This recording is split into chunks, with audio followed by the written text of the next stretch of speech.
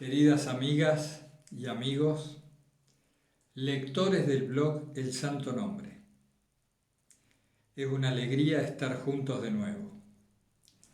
Ahora para tocar algunos temas desde el punto de vista fenomenológico, o podríamos decir también en una actitud fenomenológica, de observación de los fenómenos que aparecen sobre todo en psique, en nuestra mente o en el psiquismo humano.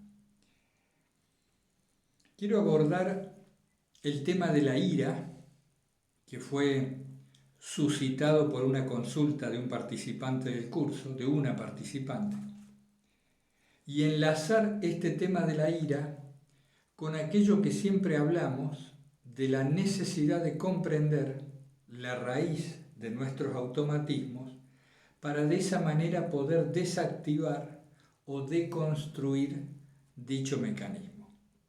Vamos a explorar un poco este tema y después pasamos a otros que también han surgido durante los últimos días.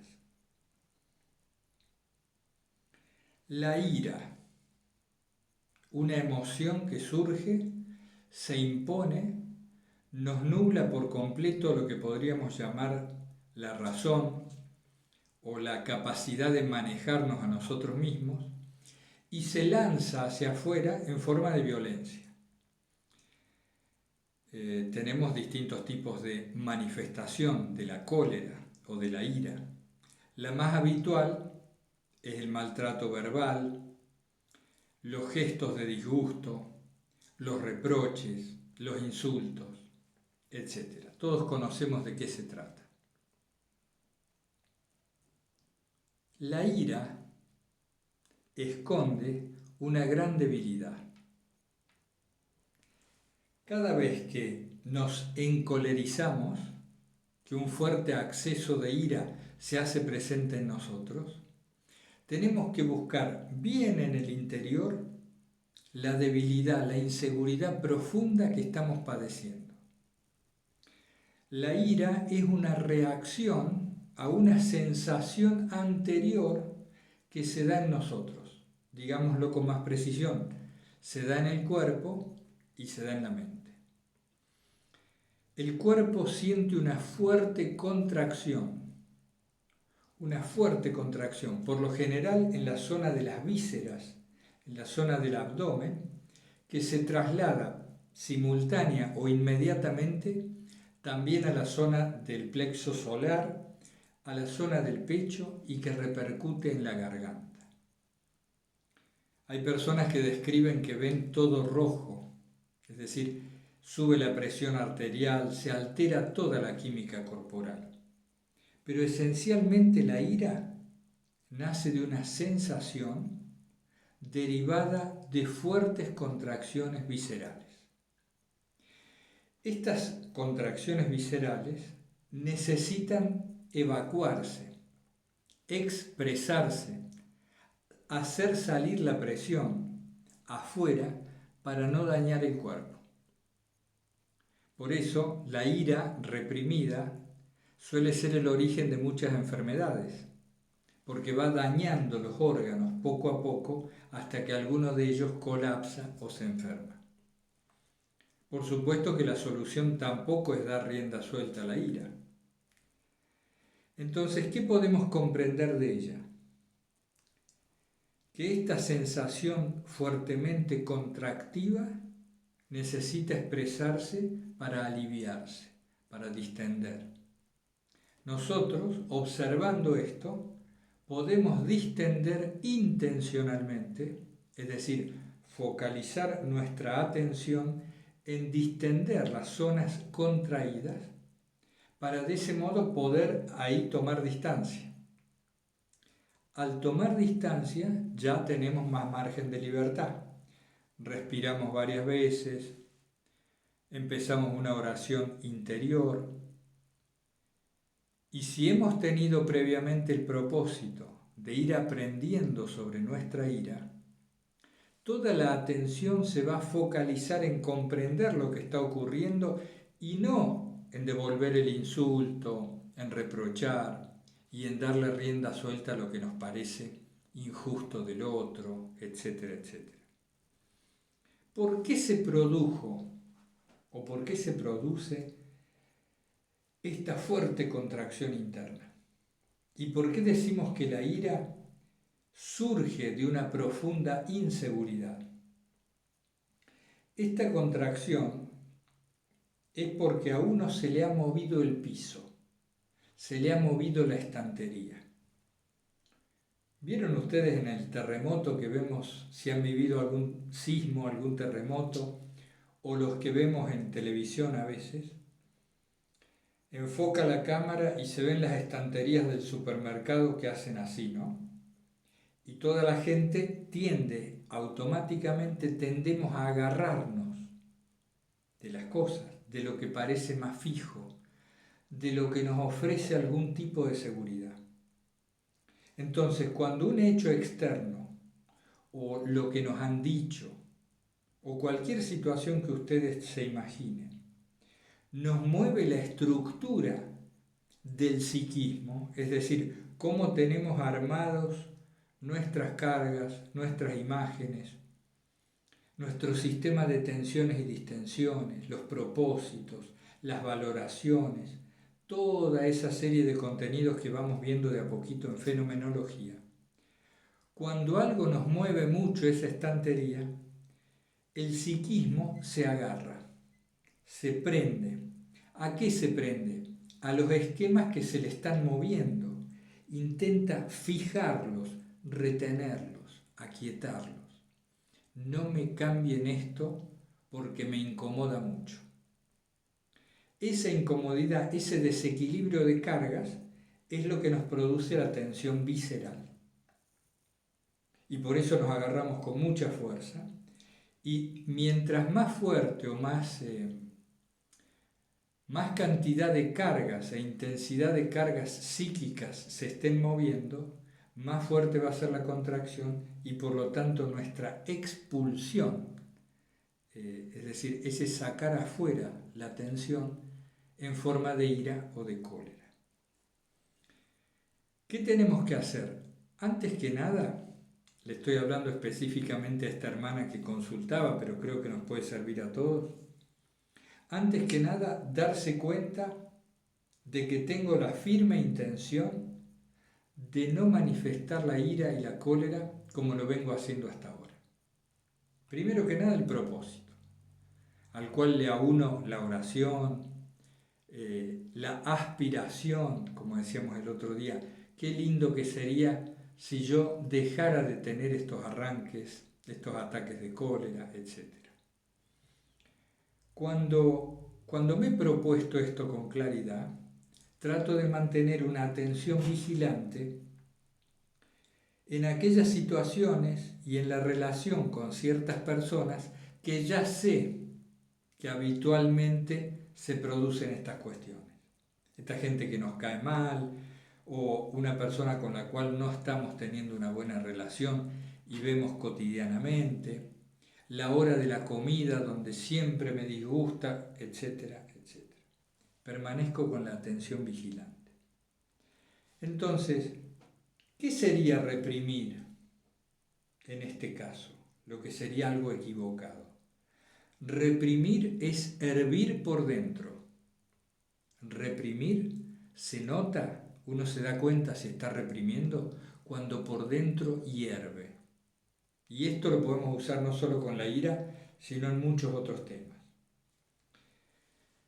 Entonces, ¿qué hago? Como yo tengo el propósito claro, como he meditado acerca de esto que estamos hablando, como me doy cuenta que la ira no es contra el otro, sino con la propia reacción corporal y mental, ya esto me ayuda un poco. Entonces, lo primero que tengo que hacer es respirar profundamente, lo más profundamente que pueda, con la mayor suavidad posible y aflojar intencionalmente el cuerpo. ¿Se acuerdan que hablábamos de que la intención es atención concentrada en un propósito? Entonces, este propósito tiene que estar fuerte en nosotros, con firmeza.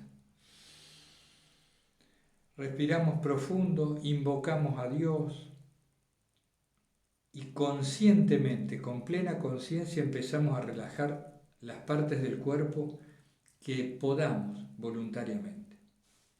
Esto no se va a producir, no vamos a ser capaces de hacer esto, si no nos ubicamos como el testigo, como ese observador, como esa conciencia que transforma al cuerpo y a la mente en objetos de la intención. En cierto modo, nuestro espíritu, nuestra conciencia, lo que esencialmente somos, utiliza en esa posición, en esa actitud, utiliza al cuerpo y a la mente como herramientas. Y esa es una posición muy adecuada y mucho mejor de la que solemos tener en un nivel de conciencia de vigilia ordinaria, cuando andamos medio dormidos. Toda herramienta manifiesta o nos produce una dificultad inicial en su manejo. Mientras más compleja es la herramienta, más nos va a costar aprender la técnica para manejar esa herramienta. Imaginen la complejidad del cuerpo y de la mente, capaz de tantas cosas. Pero si nos hacemos firmes, si nuestra actitud de emplazarnos en una posición detrás de cuerpo y mente para que sean herramientas del espíritu, si esta actitud es firme, nos va a ser mucho más fácil permanecer vigilantes e implementar el manejo de estas herramientas con más cualidad. Ahora, hay una clave que me falta destacar. ¿Cuál es la clave? Ser conscientes de que yo no soy esa ira. Por lo tanto, no la justifico y no la defiendo, porque lo más difícil para ponerse a trabajar sobre la propia cólera o sobre cualquier otro mecanismo involuntario es asumir que no somos eso. Porque si yo me identifico con la ira y sobre todo con los argumentos de la ira, ¿cómo voy a luchar contra eso?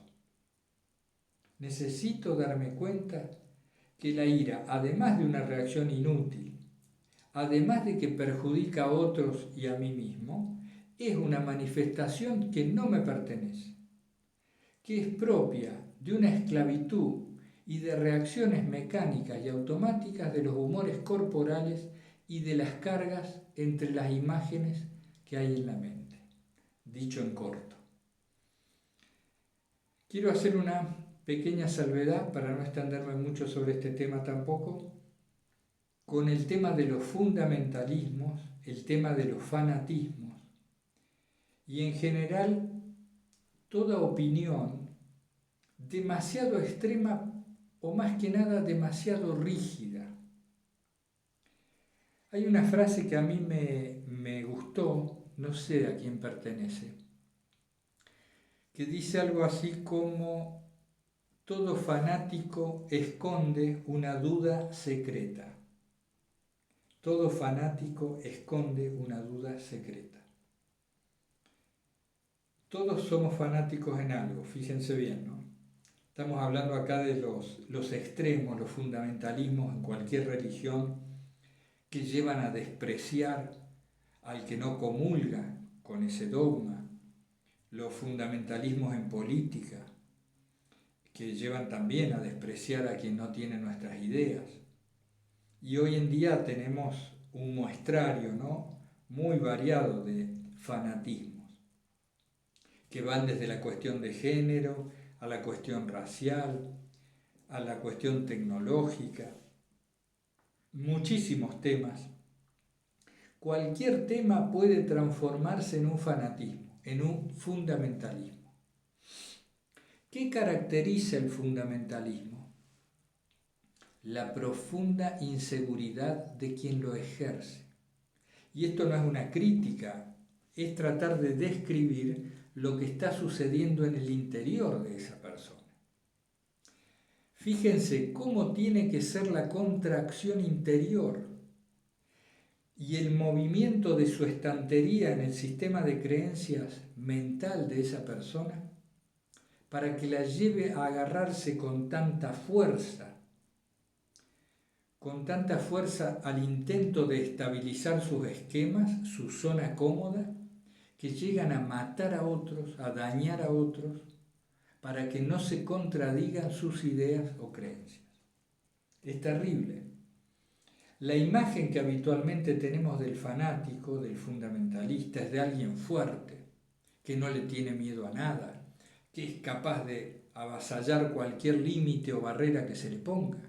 Por el contrario, el fanático es alguien que llora por dentro, que teme, que tiene mucho miedo a que el otro tenga razón, por ejemplo. ¿Y por qué tiene miedo o tendría miedo o tenemos miedo a veces de que el otro tenga razón? Porque se nos cae nuestra imagen de sí, porque se nos desbaratan nuestros sistemas de creencias, se nos mueven las cargas de las imágenes que tanto hemos hablado ya en el curso. Entonces, hay un grito interior, una angustia, una especie de niño asustado en el interior de todo fundamentalista o de todo fanático, de toda actitud extremista, diría yo. Toda actitud extremista. Fíjense si no en nosotros mismos, en nuestra vida diaria, cuando somos muy caritativos, muy amables, muy cálidos, lo que ustedes quieran, pero eso no me lo toques, por ejemplo. Te doy todo, pero eso no ese objeto no me lo tocas, no me lo quitas. ¿No? ¿Nos ha pasado? O conversemos de cualquier cosa, pero no me digas eso porque se acabó, ¿no? Y se arruinó todo.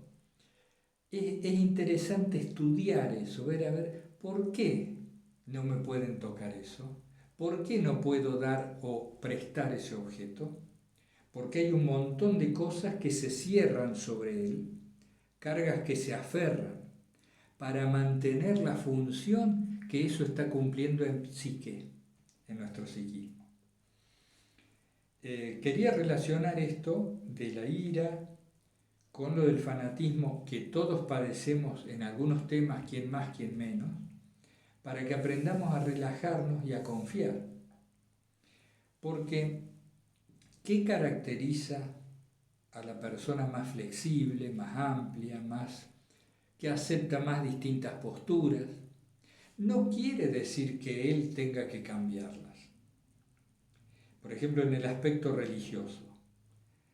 Si alguien es muy amable o se hace amigo de personas que tienen religiones distintas o que abordan la vida religiosa o la vida ascética con muy distintos énfasis, esa persona tiene una seguridad en sí misma, ha encontrado en sí misma, en el corazón probablemente, una seguridad, una plenitud, cierto grado de plenitud, que lo lleva a no necesitar una reafirmación de sus creencias a través de los demás. No necesitar. ¿Por qué? Porque la tengo en mí. Es como decir, si yo tengo mucho dinero en casa guardado acá en el cajón, no necesito que me vayan dando dinero, ni que me compren cosas, ni que me regalen dinero. Ya lo tengo. Entonces, fíjense, esto es muy interesante.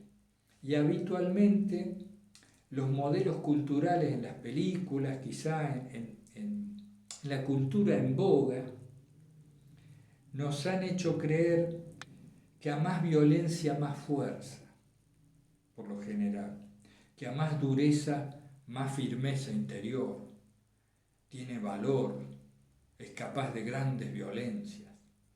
Bueno, en nuestra opinión, esto es al revés, exactamente al revés.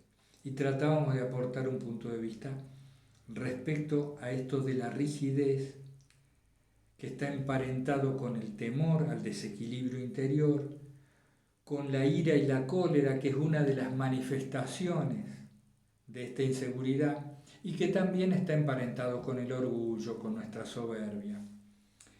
Y no me quiero olvidar, esto también está relacionado con el afán de control. Habitualmente quien sucumbe con frecuencia a la ira tiende a controlar mucho a los demás. a los que viven con él, a los empleados, a quien sea. ¿Por qué? Precisamente por este mismo miedo. Controlo, mantengo las cosas fijas y quietas y que cada cosa cumpla su función porque temo. Entonces la mejor recomendación por experiencia personal que podemos dar respecto del tema de la ira es aprender a confiar en Dios, observar mucho estos mecanismos, sin criticarse, sin juzgarse, sin mortificarse, mirar lo que está pasando en nosotros, aprender a relajarse y comprender que lo que buscamos es una seguridad interna. Cuando esta seguridad interna, anclada en Dios, en una fe profunda o en un propósito, un sentido de la vida, cuando esta seguridad interna está, somos mucho más independientes de las circunstancias que ocurren a nuestro alrededor. Ya seguimos con otro tema. Bueno, muy bien. Para complementar o para terminar este tema que hablábamos recién, ¿qué es lo que diferencia la represión de una no reacción? ¿Cómo podemos estar seguros de estar practicando bien lo de la no reacción? Un parámetro, un indicador muy claro es lo que les decía recién del hervor interno, de esta ebullición. Si para modificar la conducta exterior se produce esta ebullición, no lo estamos aplicando bien. Decíamos el otro día, no reaccionar para que no sea represión, para que sea una aplicación correcta de la técnica, necesita de conciencia, esto es, darse cuenta de lo que está ocurriendo, del mecanismo o mecanismos que están actuando. Hace falta también el propósito claro. Y entonces allí una conducta que va intermediando, que se va moderando, que se va adecuando poco a poco al propósito. No va a ser rápido ni de un día para el otro. Recién decía, a ver, ¿qué ejemplos pueden servir? Para que esto quede claro. Ustedes me dicen si es así o no. Por ejemplo, recién antes de hacer esta grabación, yo estaba arriba, porque esto se da en un sótano, un lugar subterráneo. Estaba arriba, empiezo a preparar las cosas que tengo que traer, las luces, el móvil, el trípode, y inadvertidamente pateo una botella de agua que suelo tener al lado del escritorio. Y entonces la botella se rompe, se hace añicos. Fíjense, uno si está más o menos consciente, como era el caso en ese momento, aparece inmediatamente la necesidad de evitar que el agua se escurriera hacia ciertas partes, se iban a mojar cosas que no convenían que se mojaran. Uno va y busca cómo escurrir esta agua e inmediatamente se dirige a buscar la escoba y demás para levantar ese pequeño desastre, para reordenar las cosas.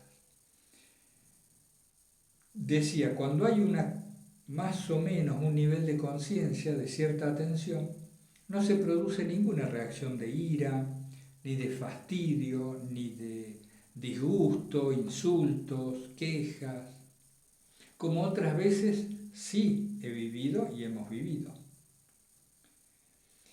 Porque uno advierte allí qué mecanismos están operando. Y uno ya ha dado por sentado que lo que busca es la practicidad. Resolver lo que se nos va presentando en cada momento del mejor modo posible. Si esto no estuviera claro, es muy probable que se hubiera producido la reacción de fastidio tan habitual a la que todos estamos acostumbrados. Entonces, se suele aconsejar que para comprender acabadamente un mecanismo al principio no hay que tratar de desactivarlo, ni por lo tanto de reprimirlo tampoco, sino de observar con agudeza. Y cuando es algo muy recurrente, que nos amarga la vida, un hábito que nos amarga la vida, sobre todo estos hábitos anímicos, reactivos y demás, conviene antes de irse a dormir hacer una pequeña revisión. Esto a mí me ha servido mucho, no como examen de conciencia en el aspecto moral, que eso también cada uno sabrá si lo hace, sino un pequeño análisis, ¿no? A ver, yo empecé el día con este propósito, ¿y qué pasó? Y a tal hora pasó esto, y me desvié, me fui para aquel lado, mi ánimo, mi temperamento sufrió tal variación, ¿y cómo es que se produjo? Pero esto no como una cosa exhaustiva, analítica, pesada, mortificante, sino con cierta frescura, ¿no? De decir, quiero ver mi verdad interior para, al verla, poder actuar ahí, poder actuar en ello. Es como si prendiéramos la luz en nuestra mente. Entonces, comprender y estar atentos y el propósito. Trato de comprender el mecanismo, permanezco vigilante a mí mismo durante el día y tengo el propósito de no reaccionar, de no dejarme llevar por los ímpetus que vengan del cuerpo o de la mente. Pero sobre todo fijarse en uno o dos hábitos muy recurrentes que nos tienen a mal traer. Tenemos que empezar por poco, por poco. Creo que ya les di el ejemplo en algún otro vídeo de la cabeza de playa, ¿no? ¿Se acuerdan? En la Segunda Guerra Mundial dicen que los aliados lograron finalmente tomar parte de Europa, de Francia y, digamos, ayudar a que las fuerzas de Hitler terminaran encerradas en Alemania, rindiéndose, gracias a que llegaron y montaron una cabeza de playa en Normandía. ¿Qué quiere decir este mecanismo de la cabeza de playa? Que usted se hace fuerte en un punto. Hay que hacerse fuertes en un punto. Pequeñito, no importa, pero muy fuertes. Creo que habían llevado, no sé, 100.000 soldados a ese lugar. Incluso se han hecho películas hace poco. Te haces fuerte y eso se llama cabeza de playa. Entonces el enemigo de ahí no te puede echar. Y poquito a poco entonces en ese punto van llegando abastecimientos, más soldados y empiezas a lanzar misiones de reconocimiento para ir tomando otros poblados o ver dónde se puede ir ganando otras batallas. Ese es el mecanismo de la cabeza de playa, hacernos fuertes en algo.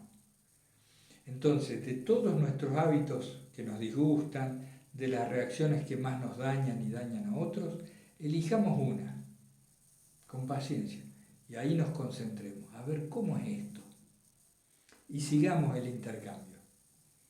Probablemente yo me olvide de decirles algunas cosas que es importante, por eso si ustedes ven que esto que yo les transmito no les aporta en la solución del problema, me dicen, a ver qué puede ser, a ver cómo lo trabajamos. Bien, ¿qué otro tema quería tocar hoy con ustedes?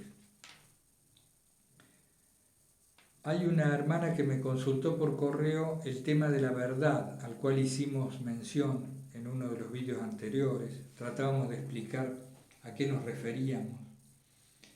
Y que la verdad era un cierto encaje interior de distintos conceptos que armonizaban y que esta armonía nos daba una sensación de coengranamiento, de encaje, de acomodo, y que cuando esto se producía nosotros decíamos, esto es verdad, esto es verdad. Estamos hablando lógicamente desde el punto de vista fenomenológico. Y esta hermana me consultaba acerca de la mentira y es lo mismo. Nosotros le llamamos mentira a algo porque hay un desencaje. Mejor dicho, no es lo mismo, es lo opuesto. Hay un desencaje. Tú me dices, las cosas han sido así, yo te digo, no, han sido así. Porque a mí me encaja en el recuerdo que han sido de este otro modo. Y si tú me discutes y me discutes, digo, me mientes. Esto es mentira, esto es falso, esto es equivocado. La diferencia entre una equivocación y una mentira es que la mentira involucra la intención, ¿no?, de tergiversar los hechos que han sucedido. Pero ¿a qué voy con esto de la verdad y la mentira? Desde el punto de vista fenomenológico, la verdad y la mentira no son más que encaje o desencaje entre contenidos, entre imágenes en el espacio de representación. Hay orden, armonía y por lo tanto sensación de encaje, o hay desorden, inarmonía y sensación de contradicción y desencaje. Por eso la consulta me decía, pero entonces, ¿qué se quiere decir con yo soy el camino, la verdad y la vida? Es que a eso tendríamos que conversarlo en el ámbito de lo religioso, que es desde donde surgió aquella frase, o en el ámbito en donde podemos darle el significado más profundo. En fenomenología, decir esa frase tendríamos que simplificarla mucho, una cuestión de imágenes. Yo soy el camino, es decir, yo soy el método, ¿no? El camino tiene parentesco con el método, la forma, los pasos que hay que seguir para llegar a un lugar, al lugar del encaje profundo donde se manifiesta la vida. Que eso sería Cristo también desde el punto de vista de los fenómenos que aparecen. Pero por eso les digo, no vale la pena tratarlo aquí, sino en el otro ámbito, en el ámbito de la fe y de la exégesis y demás. Bueno, para no extenderme tanto, ¿qué otro tema nos queda que íbamos a tratar hoy? El de las expectativas. El otro día, ustedes saben, estaba programada una entrevista con alguien que tiene que es muy conocido, una persona muy conocida en nuestro ámbito, que ha escrito muchos libros, que una persona importante, dicho sencillamente y de entrecasa, por sus enseñanzas, porque es muy conocido, por sus funciones, etcétera, etcétera. Es decir, ya que estamos en este ámbito, podemos decir que era una persona cuya imagen tiene para nosotros y para ustedes en general mucha carga. Una persona que tiene mucha carga. Teníamos programado una entrevista con esta persona y se había pautado muy pocas horas antes, fue como sorpresiva. Entonces nosotros concentramos todo el interés ahí, toda nuestra atención, nos pusimos a leer libros de esta persona, a ver algunas entrevistas, como a imbuirnos de esto para tener material para preguntar o para, si no sería una falta de respeto, entrevistar a alguien y no saber nada de esa persona, muy poco. Entonces, estábamos en esta tarea y veíamos surgir un montón de pensamientos. Como no tenemos práctica en esto de entrevistar. Y el pensamiento, uno de los pensamientos más recurrentes que les comparto con un sentimiento de humor, ¿no?, de reírnos de nosotros mismos. Uno de los pensamientos más recurrentes que reconocía como no mío, como sucediendo, apareciendo, era como el deseo de hacer la mejor entrevista que jamás le hayan hecho a esta persona, porque es una persona muy entrevistada. Entonces una de las expectativas, de los deseos era, tengo que hacer la mejor entrevista que jamás le hayan hecho. Advertíamos este mecanismo, lo veíamos pasar, este pensamiento, y seguíamos estudiando y al rato volvía a pasar. Y entonces mientras dudábamos entre formular las preguntas espontáneamente o prepararlas un poco, ¿no?, nos debatíamos en esto, seguía pasando este pensamiento. Hasta que dijimos, a ver, pero ¿cómo es esto? ¿Por qué razón tenemos que hacer la mejor entrevista que se le haya hecho nunca? Es decir, ¿qué quiero decir con esto? Que es útil observar el pensamiento y cuando es muy recurrente ponerlo en cuestión. Ponerlo en cuestión, es decir, pero ¿quién te ha dicho, ¿no?, que tienes que hacer la mejor entrevista de la historia a esta persona? ¿Y por qué razón? ¿Por qué razón? Y no, la verdad que no había ninguna razón valedera para tener que hacer la mejor entrevista de la historia. Uno sabe que lo que tiene que hacer es poner lo mejor de uno y que la entrevista salga como Dios decida, ¿no? Como será. Y esto nos ponía en una situación de mucha mayor distensión, de tranquilidad interior. Entonces, ¿la clave cuál era? Ver el pensamiento. Pero además no identificarnos con él, no defenderlo, no fogonearlo, no alimentarlo. Sí, vamos a hacer la mejor entrevista. No, una tontería. ¿Y qué hay detrás de este pensamiento? De querer destacar. Bueno, un poco lo que hablábamos el otro día, siempre están operando de raíz estos automatismos de querer ser especiales, de distinguirnos, que encuentran algo más abajo, otra raíz, que es la de ser queridos, la de ser valorados, apreciados. ¿Y por qué razón se desatan estos mecanismos de aprecio y de búsqueda de valoración? Porque esto nos permite querernos más a nosotros mismos a través de la mirada ajena. A esto iba contándoles un poco de entre casa la anécdota, ¿no? Es decir, quien se aprecia a sí mismo, independientemente de cualquier cosa, sino como decíamos habitualmente, por la dignidad de hijos de Dios o por el mero hecho de existir como un ser en la existencia, quien se valora ahí, quien tiene asentado ahí su propia valoración, porque está bien valorarnos a nosotros mismos, claro que sí. El tema es dónde apoyamos la valoración. En la imagen de sí dependiente de circunstancias muy variables o en una base firme.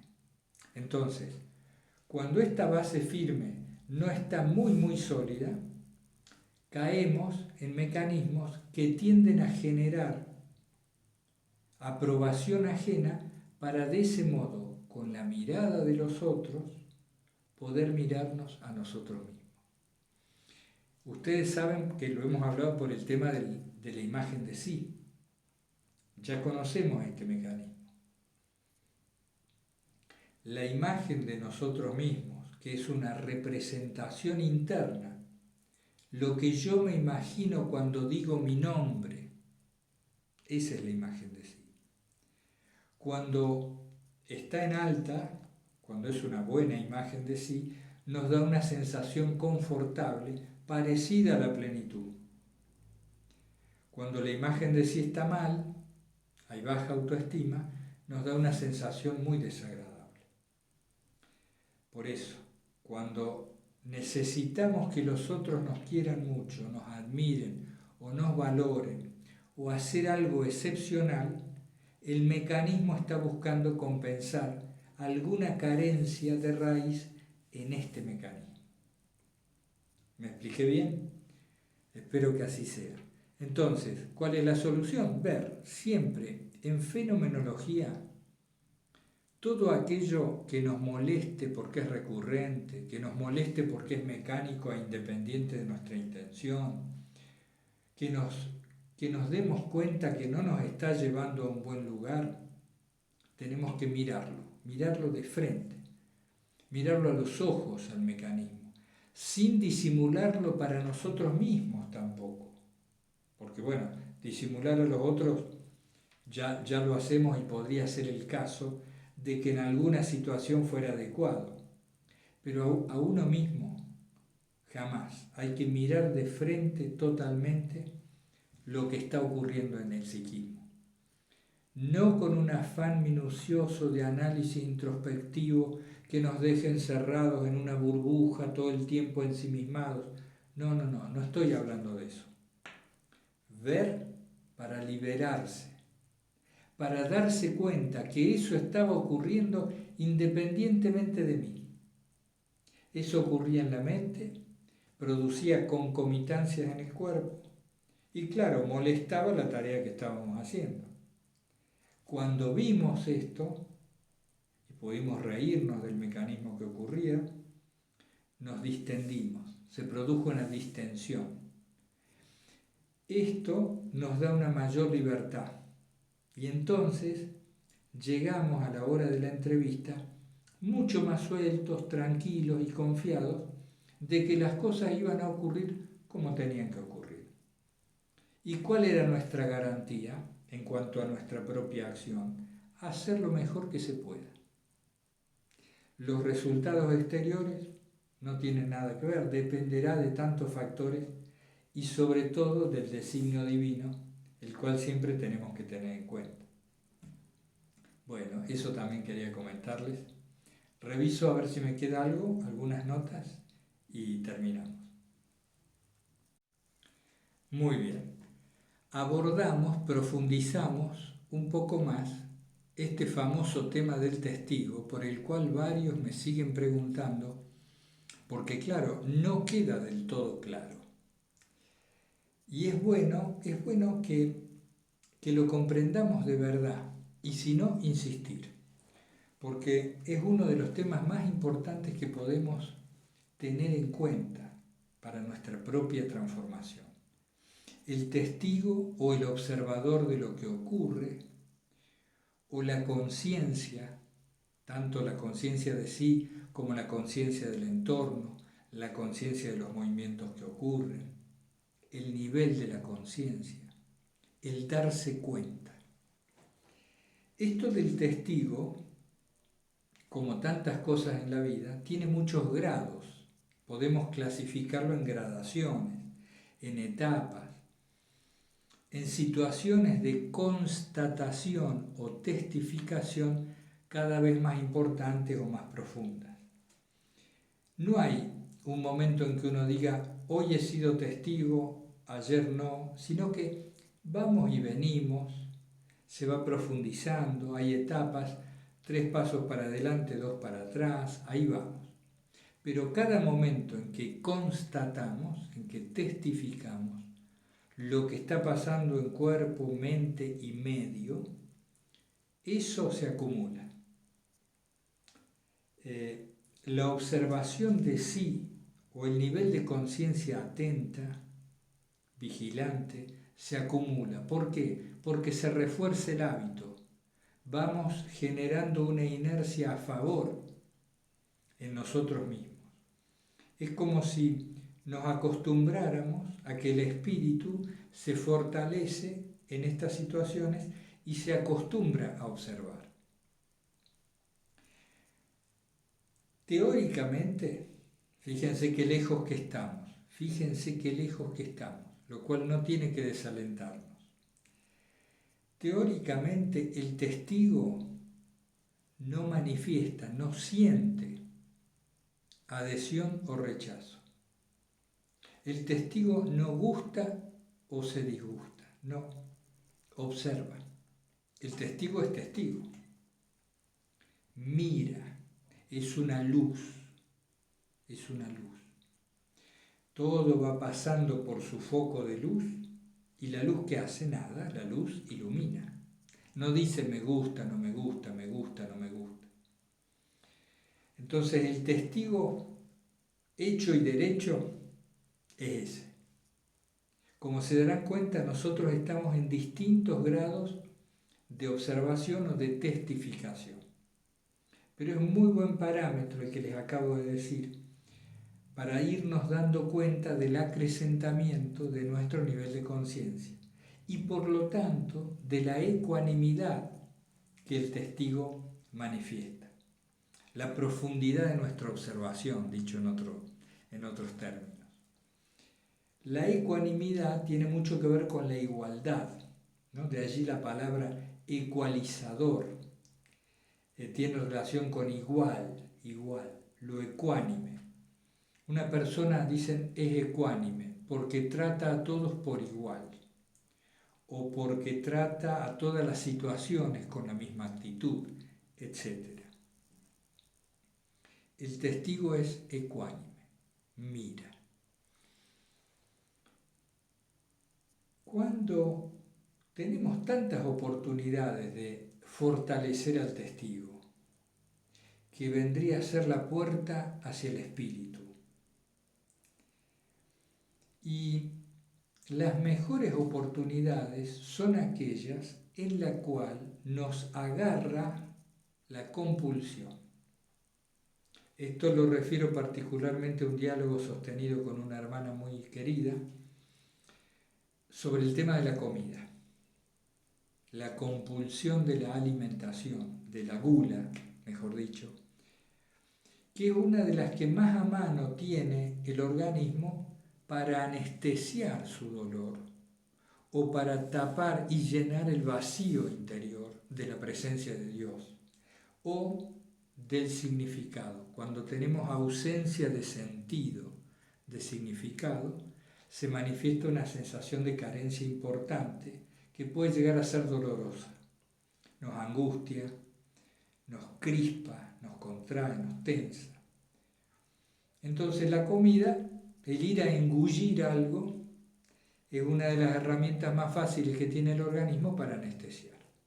¿Por qué? Porque mientras como estoy teniendo sensaciones bastante fuertes, que son los sabores, y las distensiones que se producen en todo el camino que la comida hace hasta llegar al estómago, al punto de la digestión. E incluso la digestión misma también brinda una sensación, mientras ocurre, de saciedad y demás, que viene a llenar, a anestesiarnos. Entonces, a ver, ¿de qué nos sirve esto que hablamos tanto en fenomenología del testigo si no lo podemos utilizar en estas situaciones, cuando queremos imponernos sobre esa ley que habita en nosotros, como decía San Pablo, y que nos hace hacer lo indeseable? ¿Cómo es el tema? Veámoslo brevemente. Nosotros estamos en un momento determinado y de repente caemos en la cuenta, si estamos más o menos atentos y vigilantes, caemos en la cuenta de un impulso, de una fuerza que surge. Se manifiesta en el cuerpo como sensación precisa, se manifiesta con una emoción que la acompaña, un sentimiento, y con imágenes, esto es pensamientos, que nos están indicando la dirección que la conducta debería tomar. Entonces, siento algo por acá, una emoción de ansiedad o de angustia, digamos de miedo, y aparece una torta, o un bife, o aquel platillo favorito, lo que a ti te guste. Y aparece y te dice, recuerda que en la heladera tienes, ¿no? Ahí está la imagen.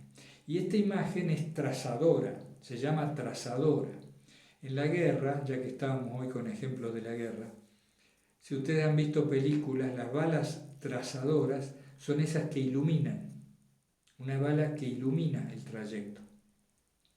O ustedes vieron los misiles, ¿no?, que van de un barco al otro y se ilumina todo el recorrido. Estas imágenes son trazadoras. ¿Por qué? Porque indican el camino para obtener el objetivo, una torta. O también podríamos dar ejemplos de otro tipo.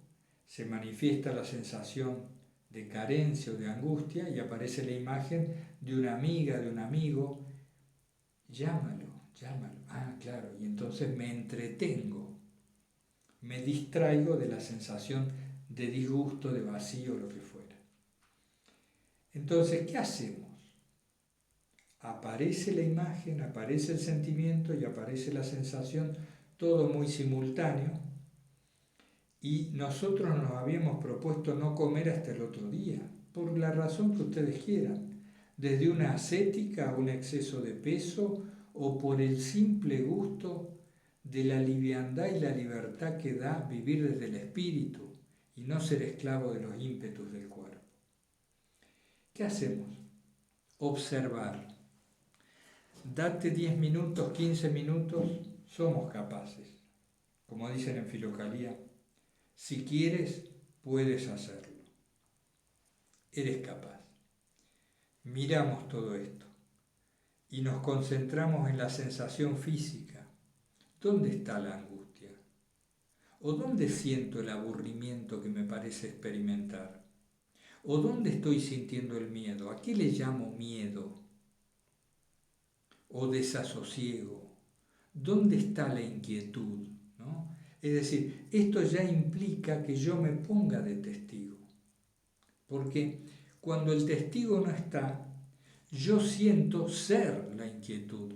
Todo yo soy angustia.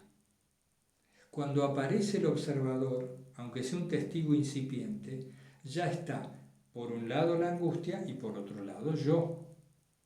La he constituido en objeto de mi observación y por lo tanto tal vez en objeto de mi intención. Ahí está el testigo. Tengo que fortalecerlo, mirar, dónde está la sensación y qué sentimiento me viene y cuál es la imagen, a dónde me quiere llevar esta sensación. Y ahí tenemos, por lo general en la historia humana, Filocalía lo trata en detalle, habitualmente las tres vías para huir de la verdad interior, las tres vías para huir de la verdad interior.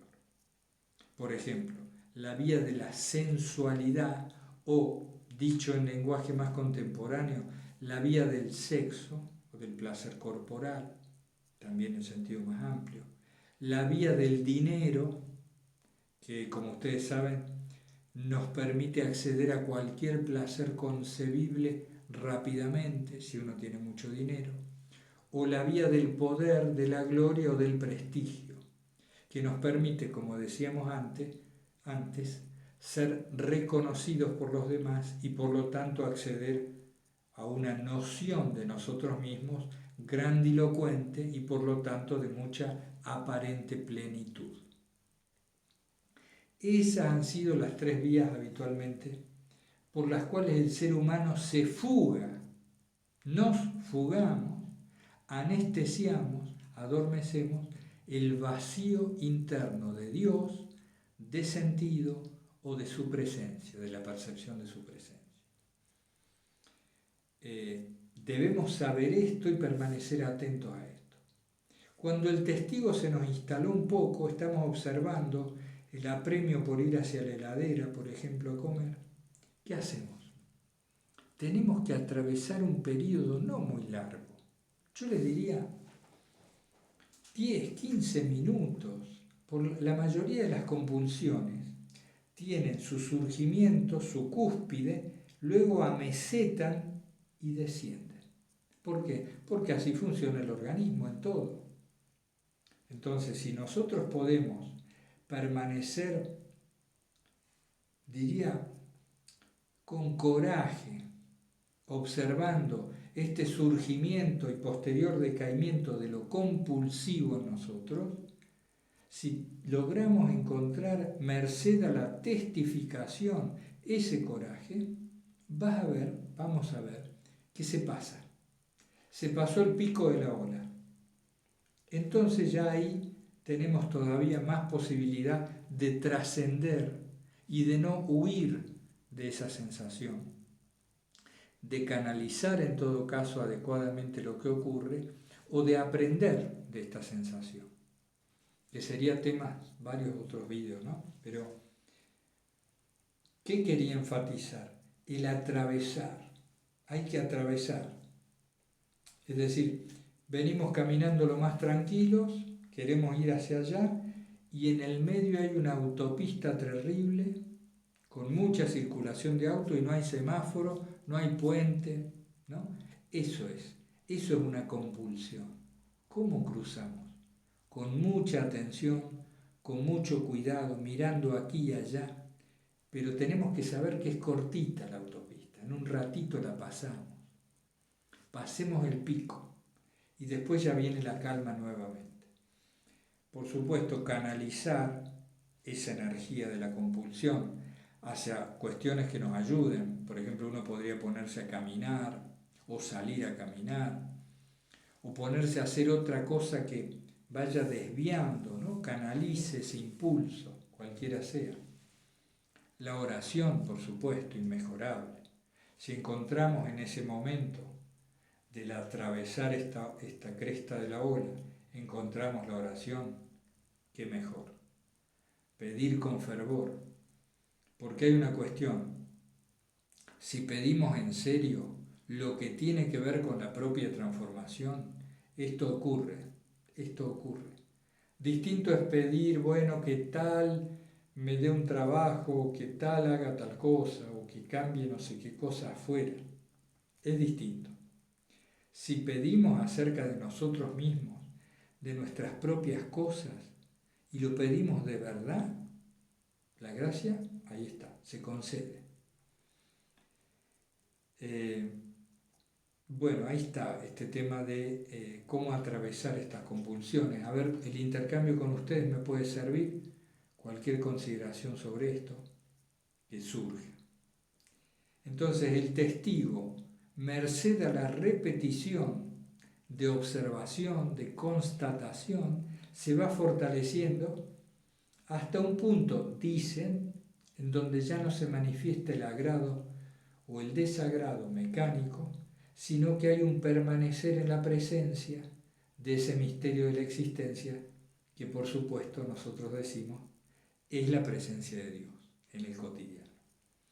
Y se empiezan sí a producir vislumbres de ese testigo, nos fortalecemos, nos debilitamos, vamos, venimos. Y un paso muy importante, amigas y amigos, es cuando empezamos a ver con naturalidad y con facilidad los estados de ánimo del mismo modo que percibimos el clima meteorológico. Lo reconocemos, vemos las variaciones del ánimo, el movimiento de los pensamientos, de las emociones, sensaciones y demás, como se ve la lluvia, el sol, las nubes, el frío, el calor. Vemos que nos afectan, pero no tanto si estamos a resguardo, si nos refugiamos. ¿En dónde? En esa esencia que somos y que se caracteriza antes que nada por una testificación calmada, fresca y ecuánime. Bueno, seguramente me han quedado cosas, pero ya es demasiado extenso. Les mando un abrazo fraterno a todos, invocando el santo nombre de Jesús. Hasta pronto.